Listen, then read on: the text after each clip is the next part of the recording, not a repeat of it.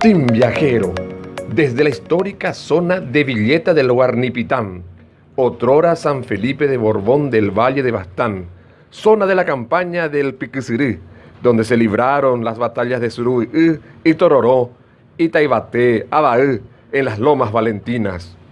Villeta, puerto histórico a orillas del río Paraguay. Hoy una ciudad industrial con mucha historia, recorriendo las colonias de Cumbarití, Potrero Mármol, Naranjensí, Palmas, Yucurí y otras compañías llenas de historia. Team Viajero desde Villeta.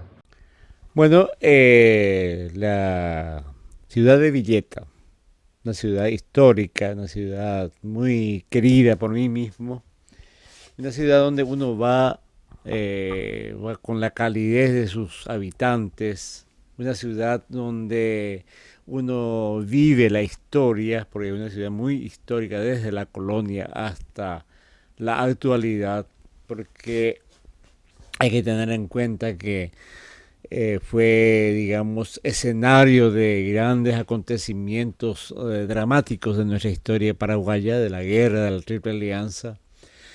También tuvo protagonismo durante otro momento histórico, como fue la Revolución del 47, que ahí terminó la Revolución 47 en sus playas.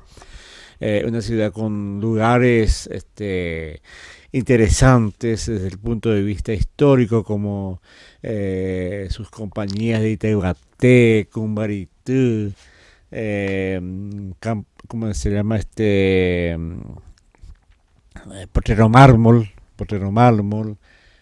Cruzu 40, Cruzu Paí, Abaú, la batalla de Abaú que se desarrolló en su territorio, y con el tiempo también tuvo una importancia comercial como puerto naranjero, una historia muy unida al río Paraguay, ¿verdad? Con las embarcaciones, los buques que llegaban hasta su puerto para llevar naranjas, para traer productos, inclusive para traer un presidente de la República, porque una de las versiones dice que el señor Manuel Gondra había nacido en un barco camino a Villeta, ¿verdad?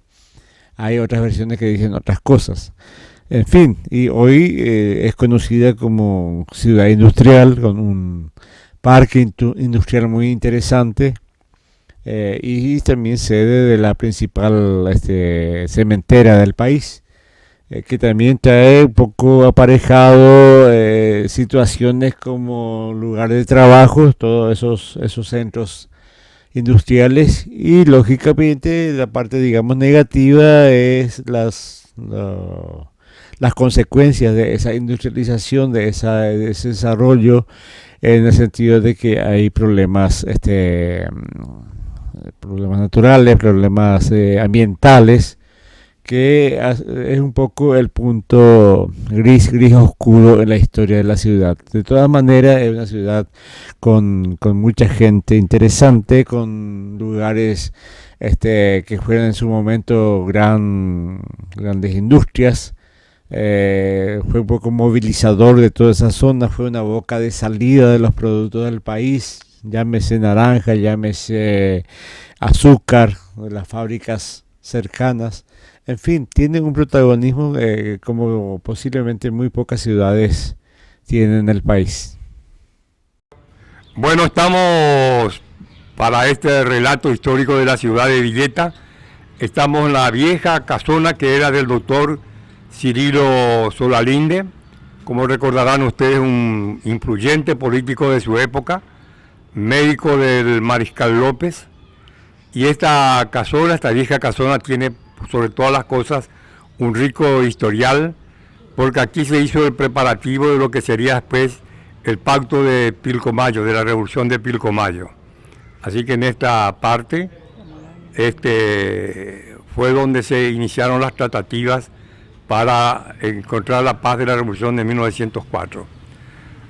En fin, nosotros estamos en la ciudad de Villeta del Guarnipitán, cuyos orígenes se remontan en lo que fuera antiguamente el paraje de los Guaranipitán, pero por una pronunciación española, falta de esa pronunciación, quedó en Guarnipitán.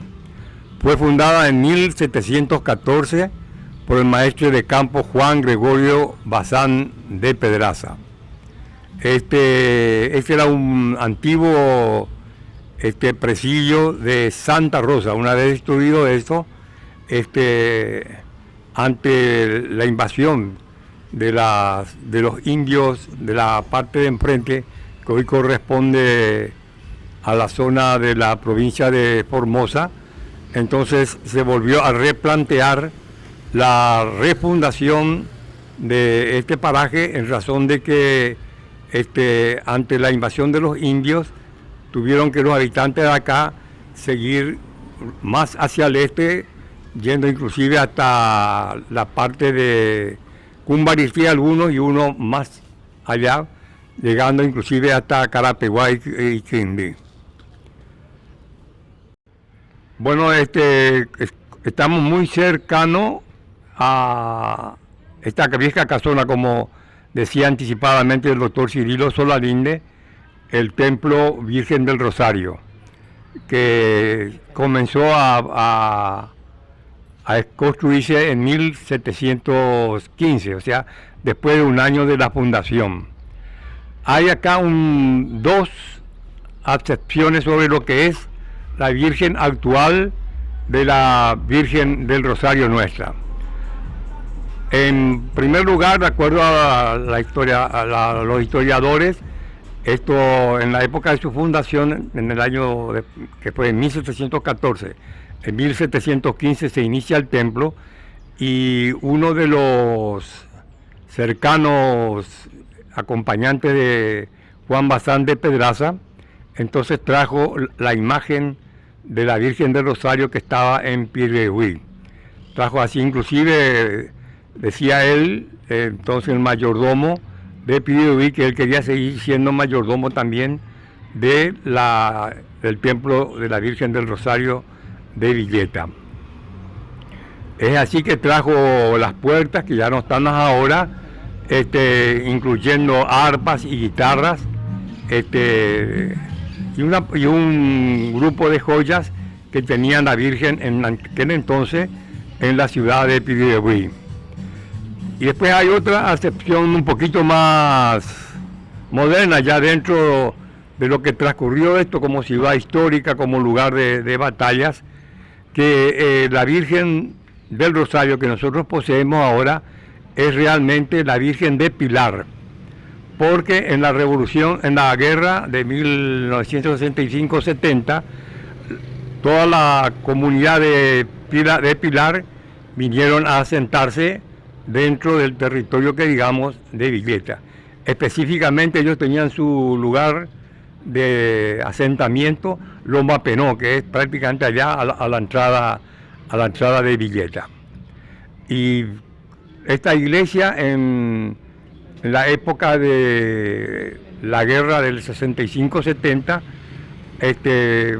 fue convertida en el hospital de sangre.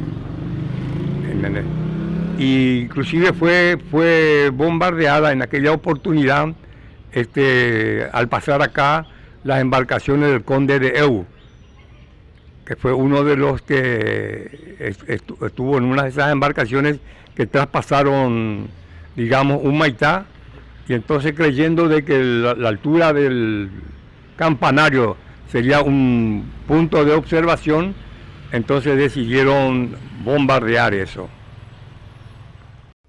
Estamos con el amigo Ezequiel Pereira de la ciudad de Villeta, un estudioso de la historia de la región.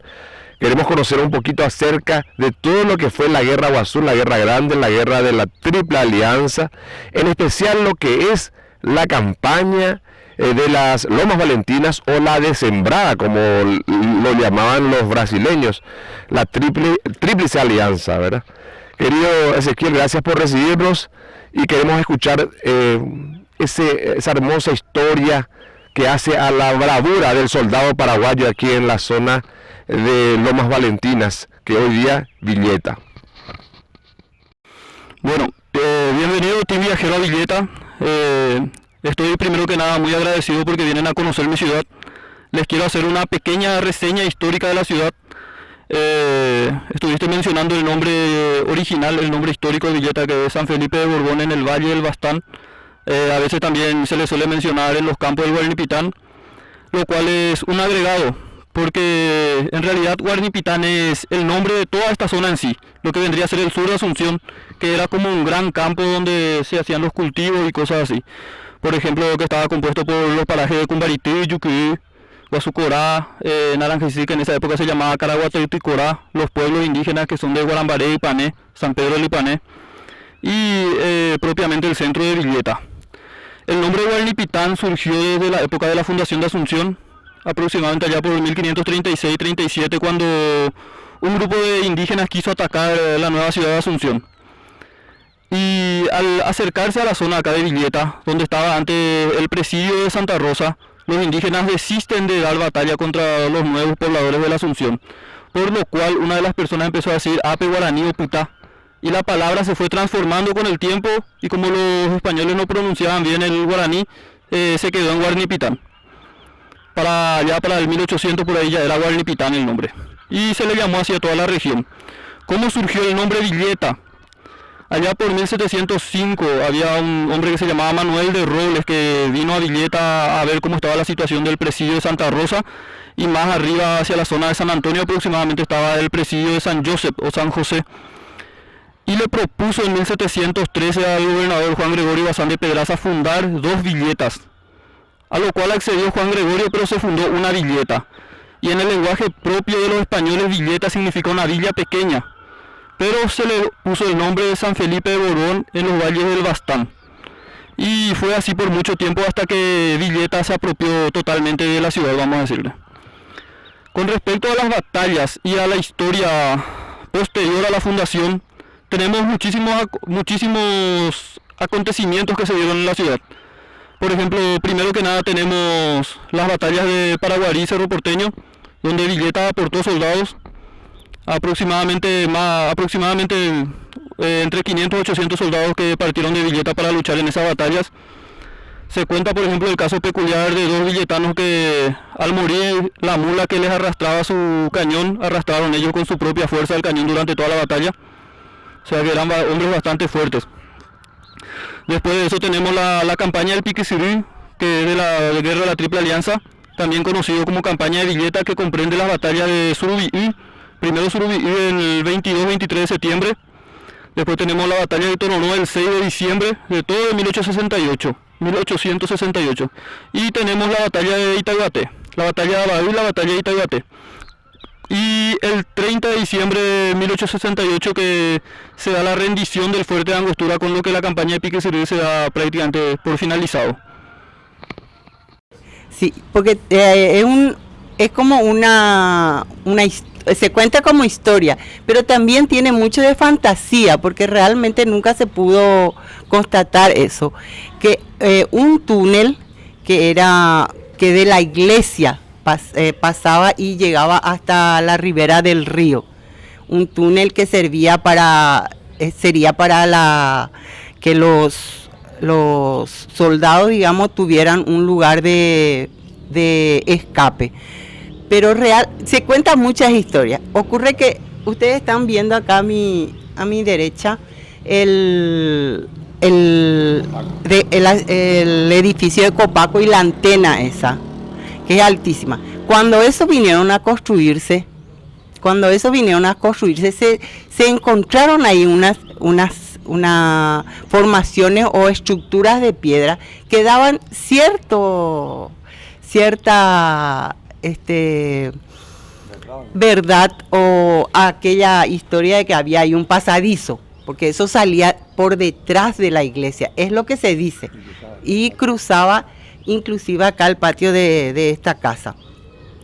Ocurre que cuando nosotros en un cierto tiempo se hizo la construcción de lo que iba a ser el quincho de esta casa, porque la estructura de la casa se tocó bastante, también encontramos unas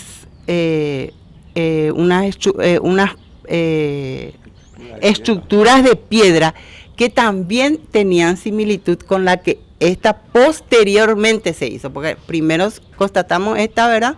Y posterior a eso se hizo la de la antena de Copaco.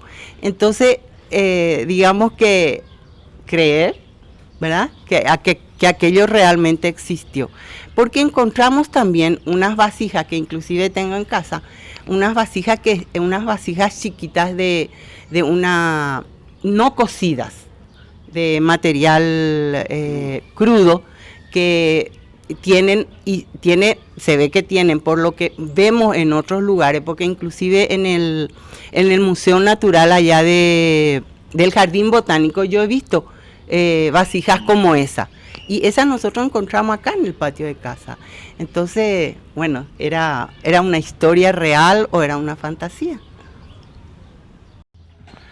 Bien, digamos que uno de nuestros orgullos como gente nacida en Villeta, como villetanos y villetanas por supuesto, es haber nacido en este lugar cuya historia es una de las más prominentes, no solo a nivel nacional, sino que también internacional, que es la guerra de la Triple Alianza, que tuvo como escenario, digamos, en su mayor parte, en este sector de lo que hoy es conocido como Villeta del Guarnipitán.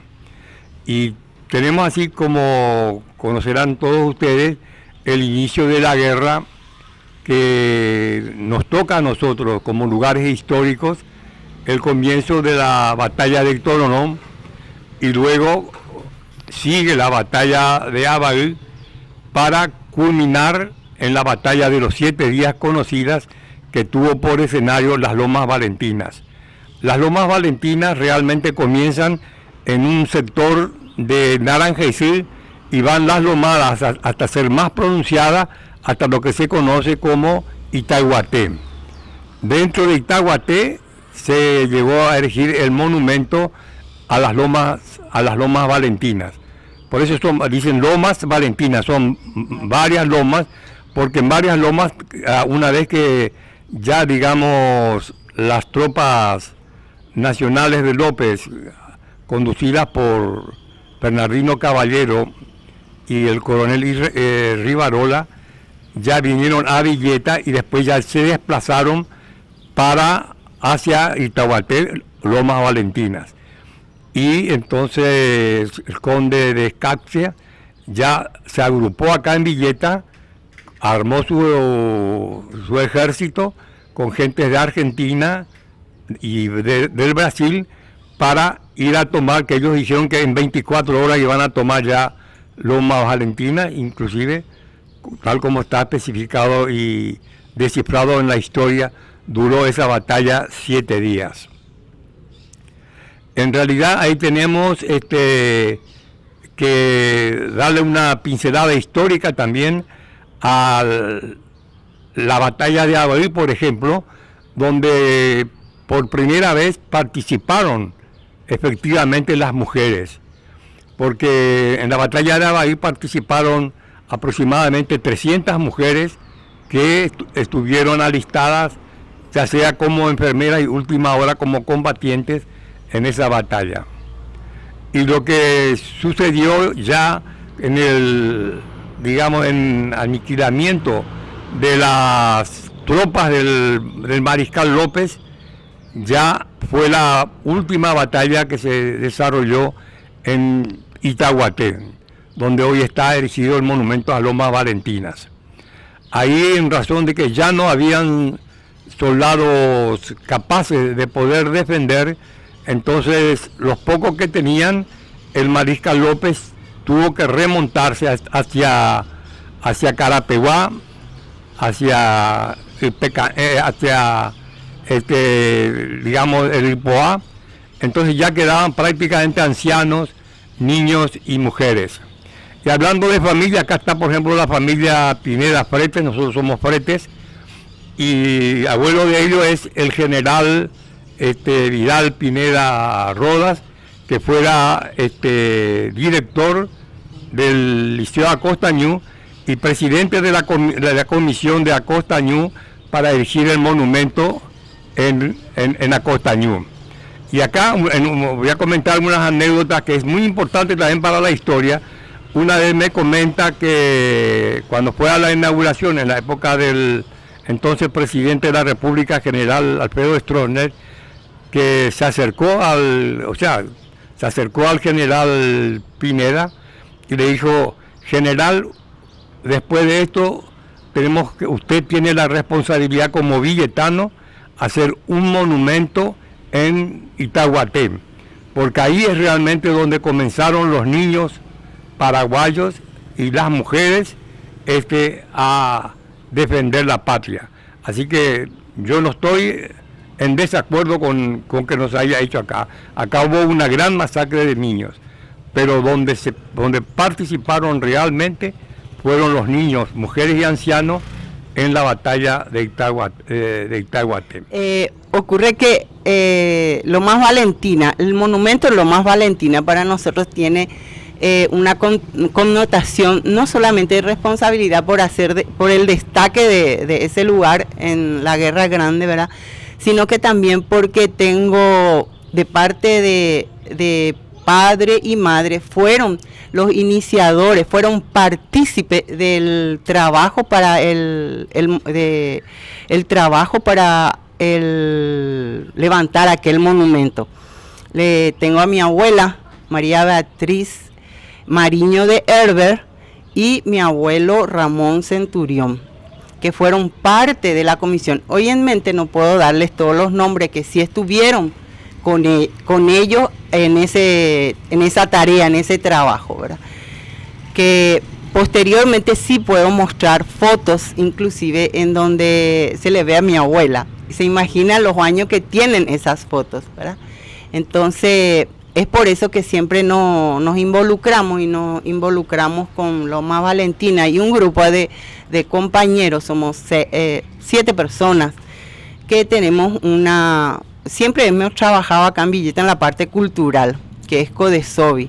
Está la doctora Nélida Oviedo, Martín Gavilán, Cristina Rodríguez, Teresa de Waller, Lourdes Pereira y otras compañeras más, que somos el grupo, poquitas pero bueno, y que siempre estuvimos haciendo ese tipo de trabajo.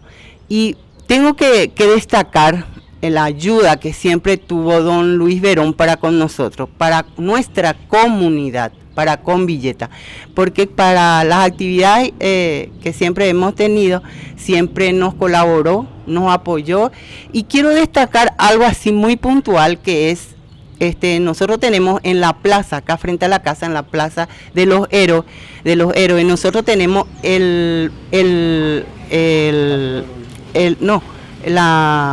la escultura del Mariscal López, que sí estaba y era su lugar, era en Lomas Valentina, en el monumento, que por cierta desidia y se iba destruyendo, se trajo y se colocó acá en la Plaza de los Héroes.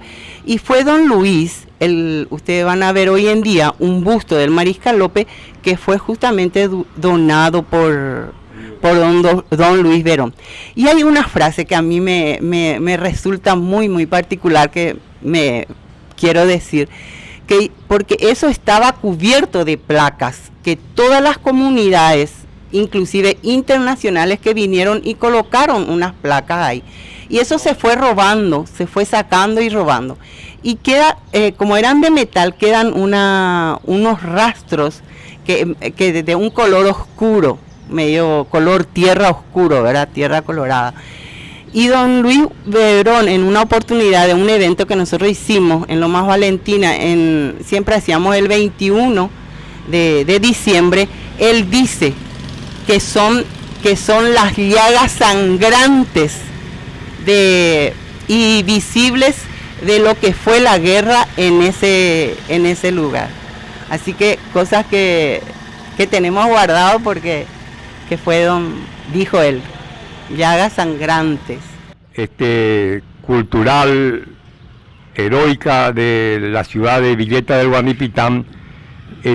Uno de los trabajos que tuvo acá Codesovi, donde es presidenta la señora María Beatriz Herbert de Fretes, juntamente con la cooperación del señor Luis Verón y la señora Margarita Morcelli del Cabildo y la Municipalidad de Villeta, siendo intendente el señor Teodosio Gómez Ibáñez, se llevó a cabo esta iniciativa que tuvo Codesovi con la cooperación del Cabildo, y instalar acá, a la derecha de esta vieja casona, el Paseo de los Ilustres. Este es un proceso donde Codesovi tuvo que presentar la figura de varios ilustres villetanos y villetanas, y de tal forma, cuando se hizo más o menos, se iba preparando para poder presentar al Cabildo, encontramos 54 personas que merecían y merecen algún día estar en este Paseo de los Ilustres. Y para nosotros como villetanos, como decía, tenemos grandes orgullos cuando Luis Verón en una reunión dijo: si vamos a hablar de ilustres villetanos y villetanas, no solo ustedes necesitan una cuadra, necesitan 5 cuadras para poder tener cada uno de ellos su homenaje.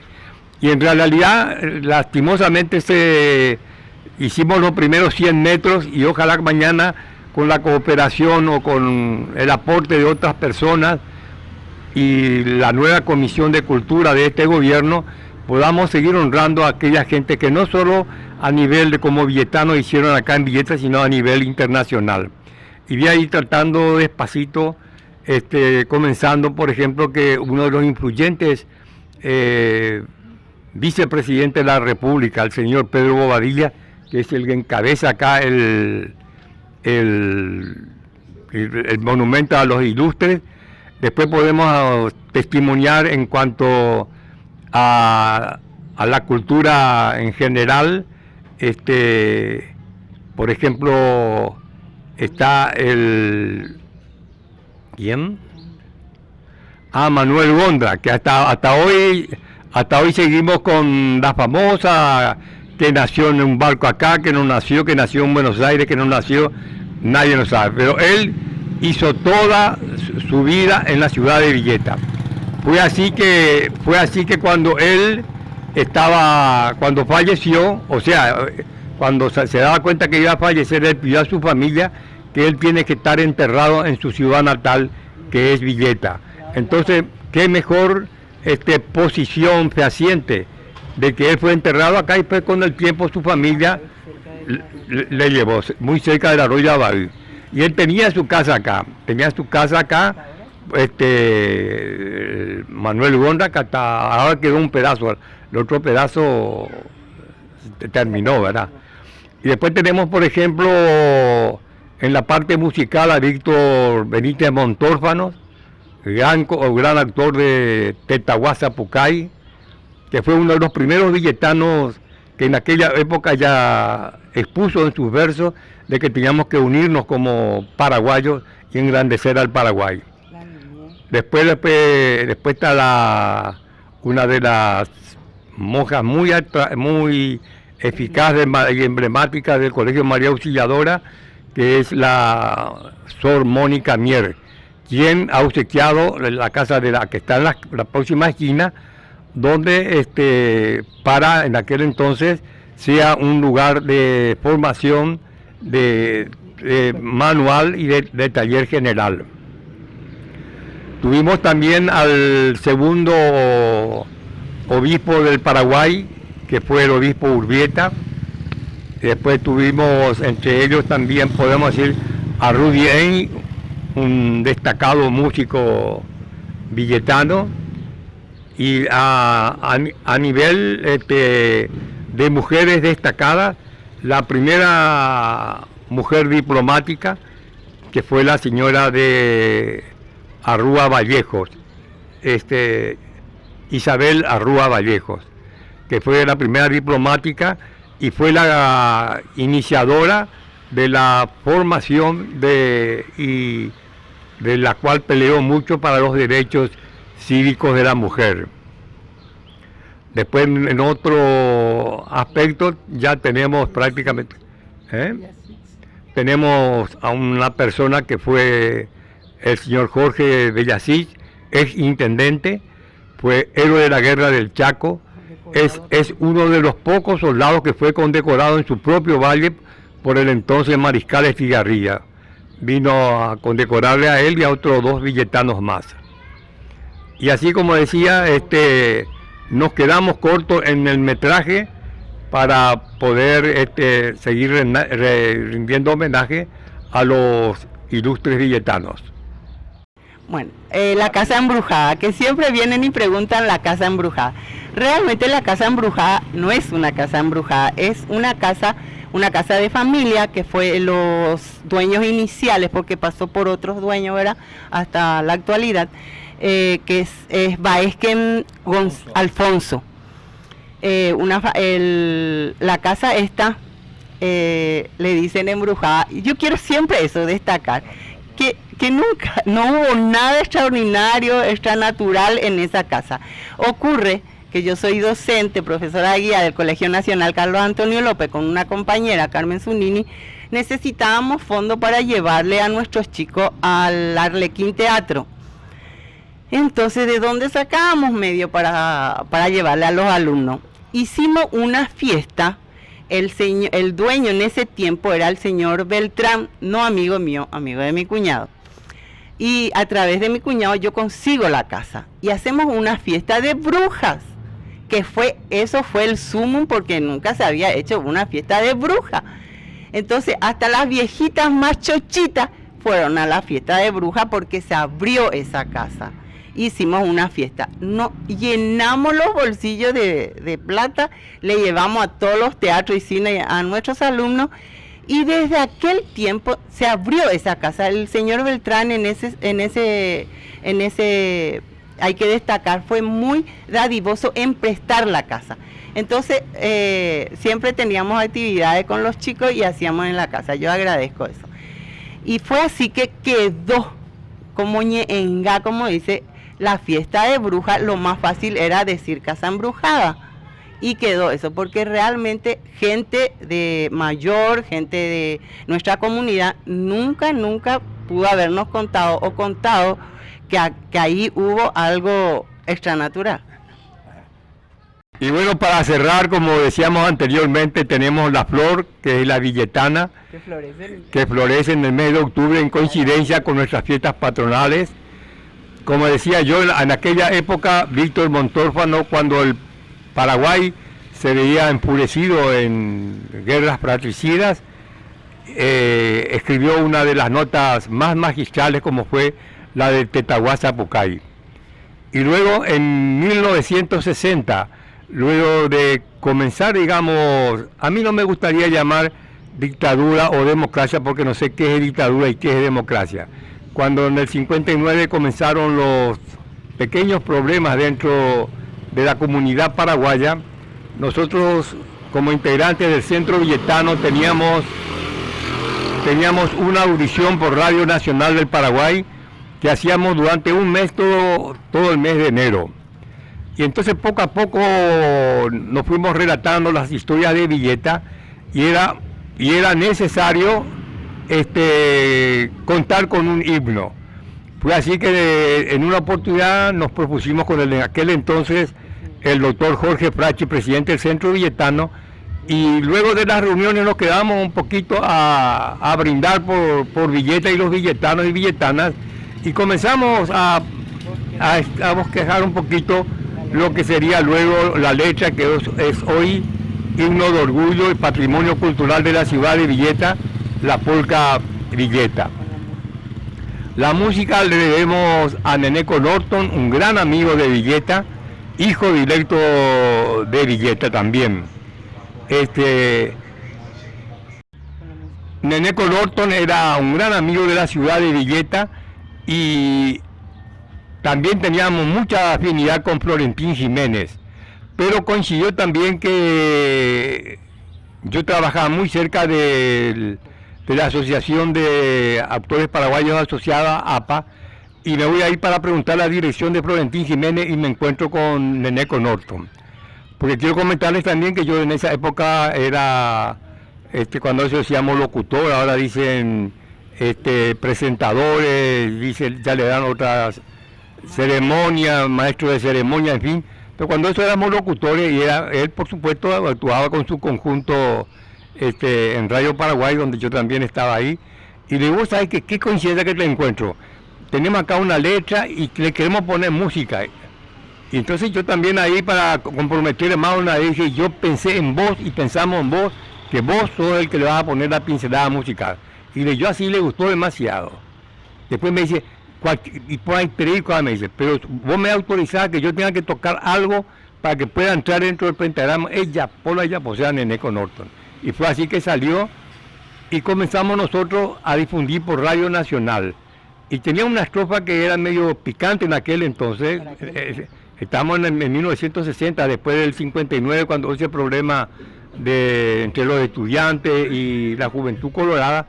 Y en una de las partes, no voy a decir todo ahora, pero le vamos a dar a ustedes el disco para que puedan difundir después.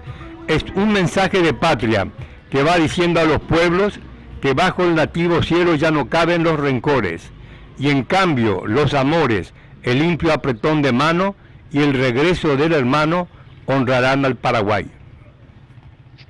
Conociendo un poquito más nuestra ciudad, estuvimos por la casa del doctor Ovareiro Saguier, en el cual, de familia, la casa de familia, en donde él está enterrado. Después pasamos por la casa de Gondra, del doctor Gondra, una casa emblemática también para nosotros, y la famosa casa embrujada. A mi derecha yo tengo lo que fue en un tiempo el puerto de Villeta, donde se hacían la famosa descarga y exportación de naranjas, que cuentan, se volvía todo naranja la ciudad de Villeta. Posterior a eso, pasando el tiempo, fueron los rollizos, que ya nosotros sí, yo tuve oportunidad de ver eso. Está el famoso tanque de la fábrica que fue la Anderson Clayton, que dio vida a Villeta por muchísimo tiempo. Detrás mío está el río Paraguay, nuestro rumoroso río Paraguay, y está un lugar que nosotros conocemos con el Itatú, que tiene una historia muy linda, muy romántica, en el cual nosotros decíamos, cuando jovencita, hace mucho tiempo, decíamos que aquel joven que nos interesaba, pues la hacíamos pasar frente a la iglesia. Y después, como queriendo y no queriendo, parábamos en el Itatú y ahí hacíamos la crucecita y aquel siempre se quedaba al lado nuestro. Esa es la historia. Y hay historias que cuentan, ¿verdad?, que eso ocurrió. Yo en mi familia tengo, pero no puedo decir los nombres.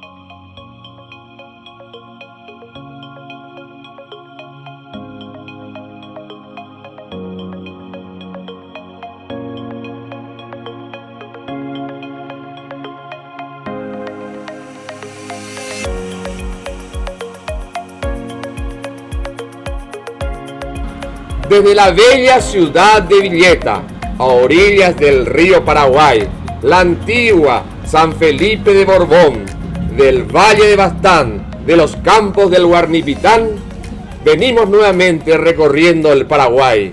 Gracias a todos estos amigos que a partir de hoy integran el nuevo equipo del Team Viajero.